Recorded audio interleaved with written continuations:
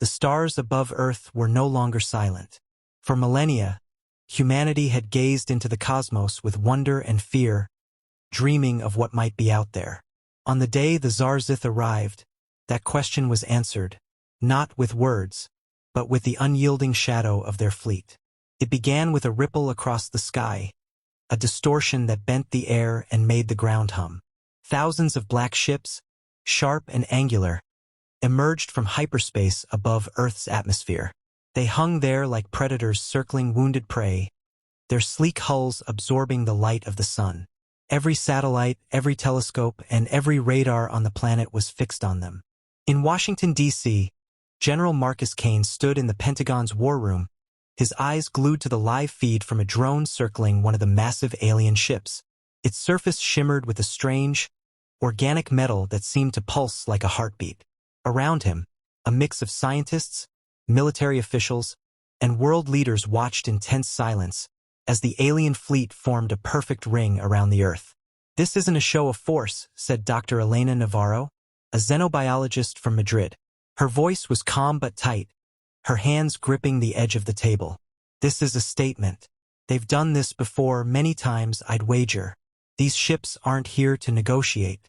Before anyone could respond, the alien signal arrived. It wasn't in the form of spoken language but a sudden global broadcast. Every screen, radio, and device in the world lit up with the same image. A tall, insectoid figure with gleaming carapace-like skin and multifaceted eyes. Its voice was like static tearing through the air, but its message was unmistakable. "We are the Zarzith, harbingers of order. Your world is now ours. Submit and you will be spared. Resist, and your extinction will serve as an example to others." The room erupted into chaos. Marcus turned to his communications officer, barking orders. "Get me a direct line to the UN. I want every nation on this planet ready to respond." Across the globe, reactions varied. In London, Prime Minister Alastair Greaves addressed the nation, urging calm while activating Britain's emergency protocols. In Beijing, President Wei mobilized China's forces, preparing for the worst.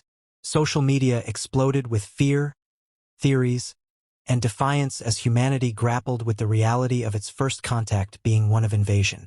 Hours later, the Zarzith delivered their ultimatum. A single ship descended into Earth's atmosphere, its colossal form blotting out the sun over New York City. Its gravitational field sent tremors through the city, shattering windows and toppling buildings. From the ship, a beam of light shot down to the ground, forming a shimmering gateway. Through it stepped a smaller version of the Zarzith leader, accompanied by armored drones that hovered menacingly at its side. General Marcus Kane, now coordinating the global response, watched the scene unfold from a secure command center.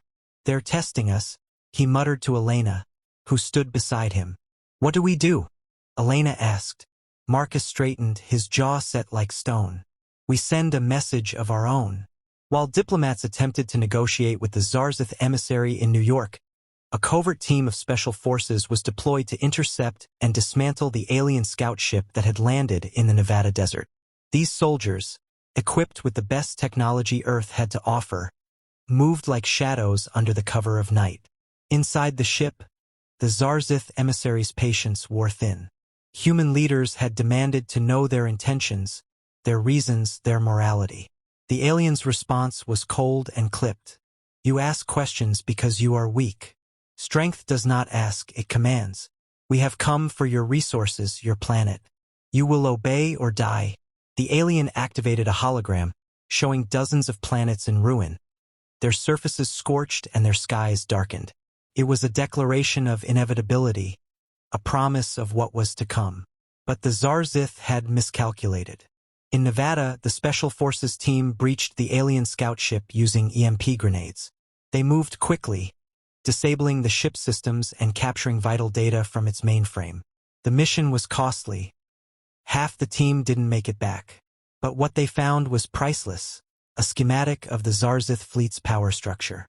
Back in New York, the alien emissary received word of the sabotage. His compound eyes narrowed, and it hissed in rage. "You dare defy us?" The human diplomat facing the alien, A young woman named Rachel Tanaka smiled faintly. You said it yourself. We ask questions because we're weak. But when we act, it's because we know we can win. The aliens' drones activated, but before they could fire, a series of explosions rocked the alien ship above. Humanity had revealed its true nature: defiant, resourceful, and unwilling to surrender. As the alien forces retreated to regroup, Marcus watched the skies, his heart heavy but his resolve unshaken. They wanted to see who we are, he said quietly. Now they know. Humanity's fight had just begun. But for the first time in history, the planet stood united. The Zarzith fleet remained an ominous presence in the skies, their ships encircling Earth like vultures awaiting a feast. The initial skirmishes had exposed humanity's vulnerabilities but also demonstrated a trait the aliens hadn't expected: unwavering defiance. In response, humanity began to do what it did best: adapt.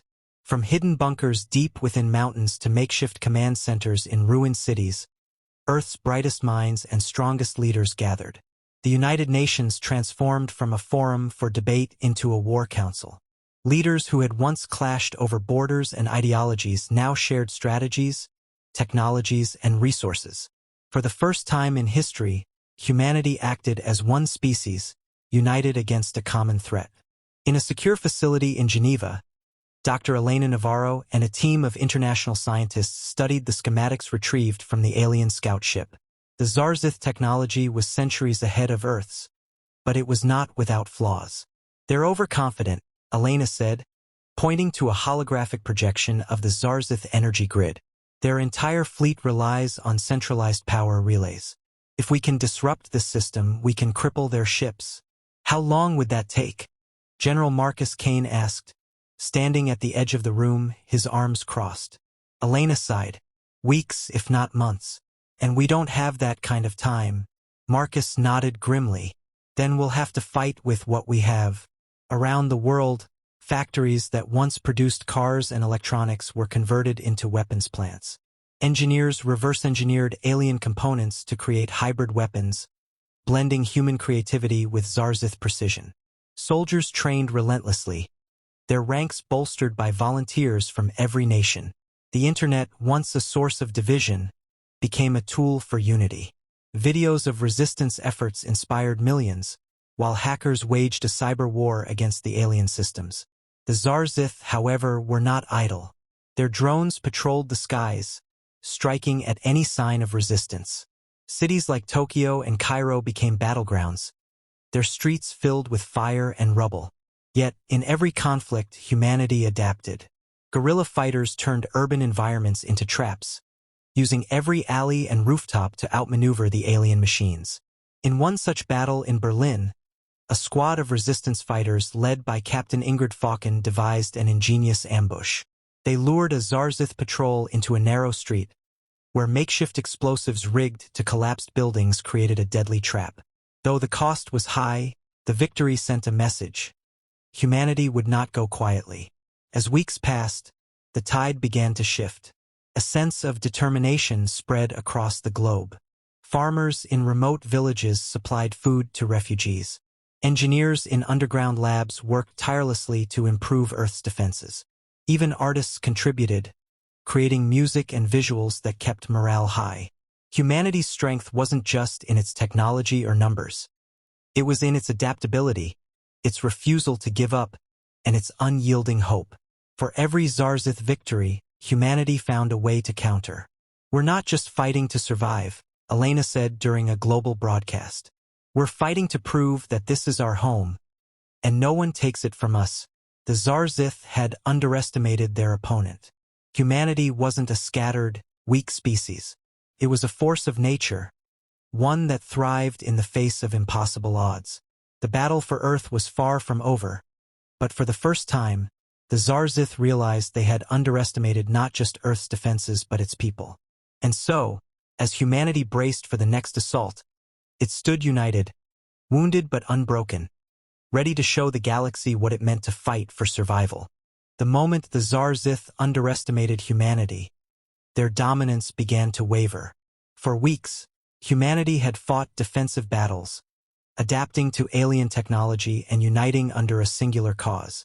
But now, the time for defense was over.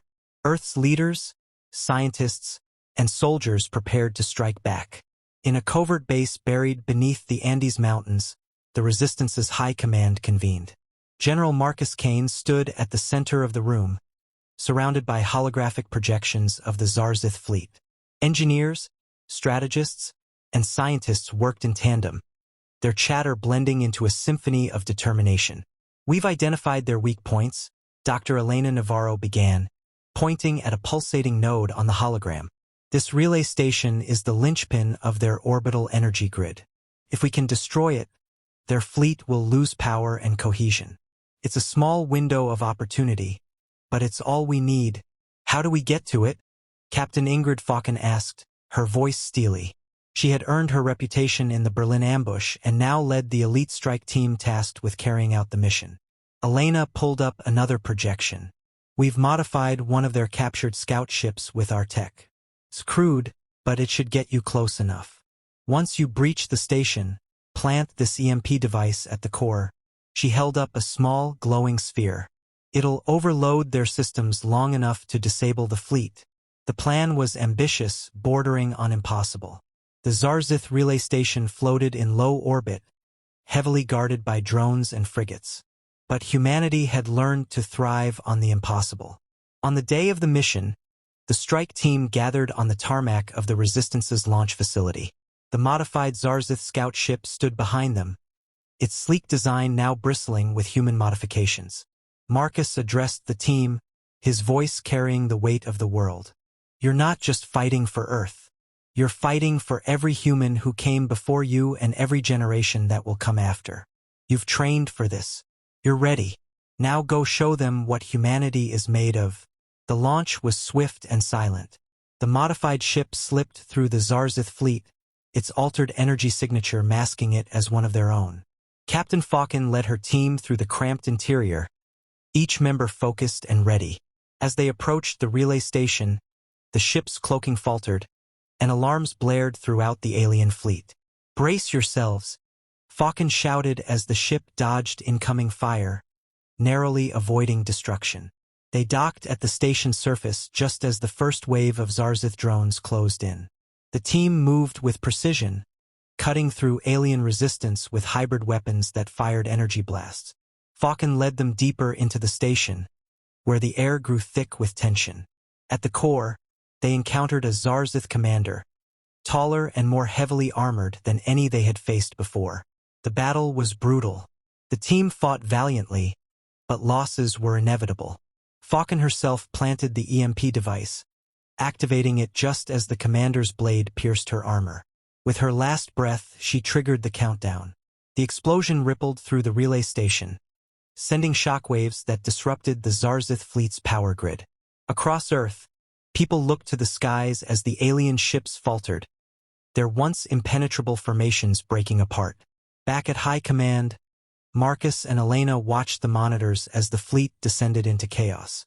"They did it," Elena whispered, her voice a mixture of relief and sorrow. But Marcus's eyes remained fixed on the screen. "This isn't over," he said. "They'll regroup. But now they know we can hit back." Humanity had struck its first decisive blow, and the war had entered a new phase. The Zarzith had come to Earth expecting submission. Instead, they found defiance and a species that refused to be broken.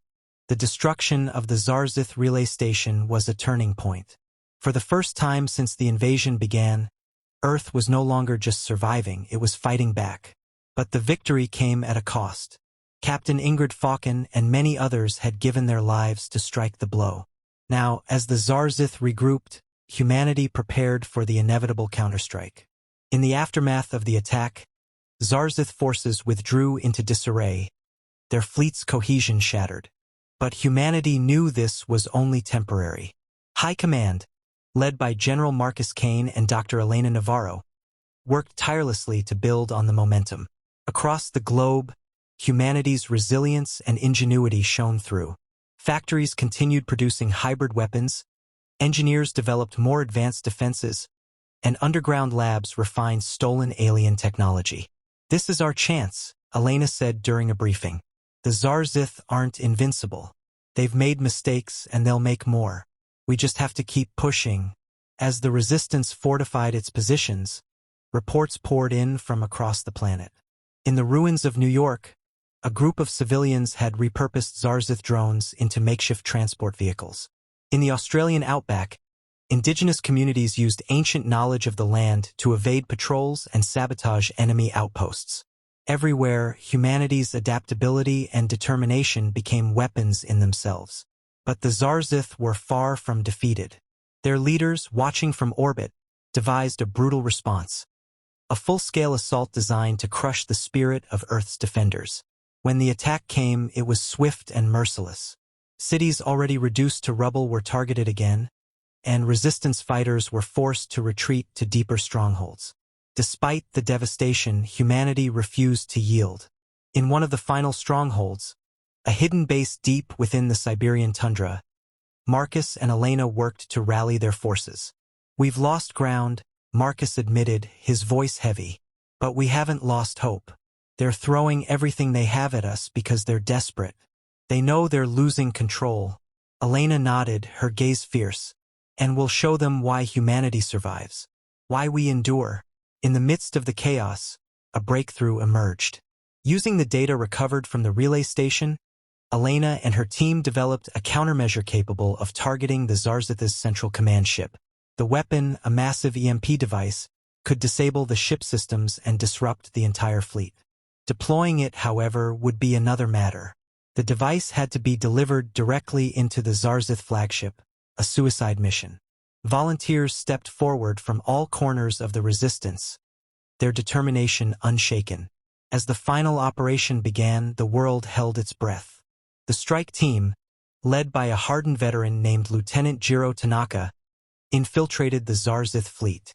Their stolen ship, armed with the EMP device, became the spearhead of humanity's last, desperate assault. In the chaos that followed, the flagship was destroyed, its systems fried by the EMP blast. The Zarzith fleet, unable to maintain cohesion, began to retreat. Across Earth, humanity erupted in celebration.